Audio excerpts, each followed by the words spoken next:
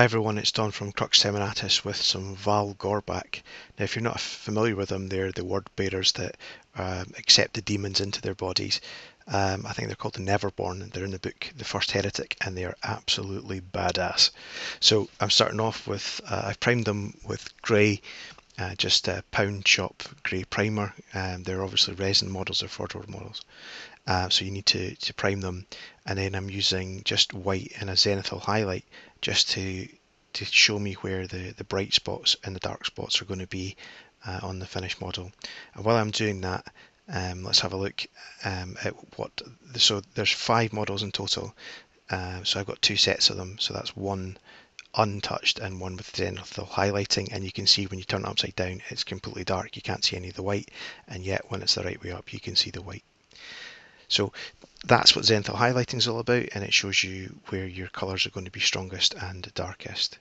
So I'm actually using the old Games Workshop red gore colour over the white, which makes it really bright. Obviously the word bearers are famous for crimson armour, so this is kind of where I'm going for it.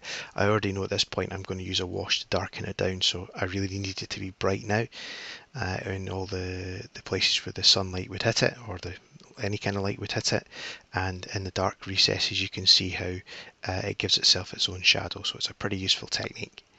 So once all 10 were done, I decided that it was time to go ahead and try the demonic flesh, or the corrupted flesh. I don't know how best to describe it, but basically the Gal Vorbak have all been given mutations for their new gods, and I use US sand here as the colour, and basically they've got like crab claws and pincers and bone mouths, and just like jaws of like prehistoric animals and things like that, and big massive naily spikes coming out and bones sticking out everywhere.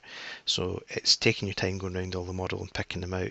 It's really tricky to do with an airbrush unless you know exactly what you're doing with your own airbrush.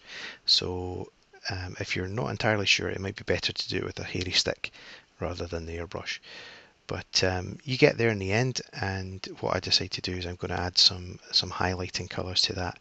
So I think this is where I add, I'm going to add the teeth in now that join on the bone, and it's just, there's so much detail in these models, it's unbelievable. The more you look, the more you find. But I wanted to do this as a fairly quick job, so I've only used 3 real colours here. I've used white, US sand, and red gore, and everything else is just like gold for the word bearers symbols and things, and that's pretty much it. So I want to apologise as well for being absent for quite a while. Things haven't been great here, but slowly on the mend, and thanks for everyone for sticking with me, and I know Roddy's got some content he wants to share with you soon as well, so we're all looking forward to that. No one more than me, I assure you. So it's all looking good. We're painting on the diseased nails and the extra bits of bones that have burst out this guy's chest, and you can see the horns on his helmet and things like that. It's just what would happen if you crossed a demon with a space marine, and it's pretty much exactly how you get it. So I mix up a wash, and it's some Reichland. Sorry, it's the mud one. What's the mud one called?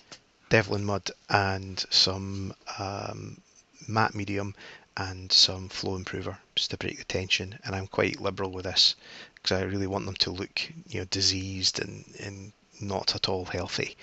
So that's pretty much it. It's all over. It dries. I've used rotting flesh for the sort of bone coloured bits, and that's why they look slightly different from the rest of the protrusions, because they're meant to be horn and bone.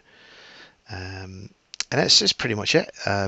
Bases by Kirsty, it's her first time ever making bases, so she very helpfully made the bases for me. That was great.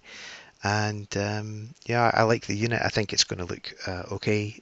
It was never designed to win any awards, but as I say, I've painted 5 or 6 things on the trot now that weren't worthy of a video, and I was just desperate to get back into the sort of mechanics of making a video and sticking it up. And again, it's you know, these models are quite expensive, but they've been sat in my to-do pile for what, 3 years. So any paint job's better than no paint job. So you know, I'm not expecting any massive compliments on how they're painted, but it shows you what you can do in about 6 hours. If you airbrush the main colour and then airbrush the sort of diseased flesh colour, you're just picking out details with the gold and the sort of bone and white, and that's really all there is to it. So I'd love to hear what you think. If you can bear in mind that these are speed painted in the extreme, and they're probably going to sit towards the back end of my cabinet as opposed to taking centre stage. But they're great characters in the book, so I really wanted to do the models, and I'm glad I did.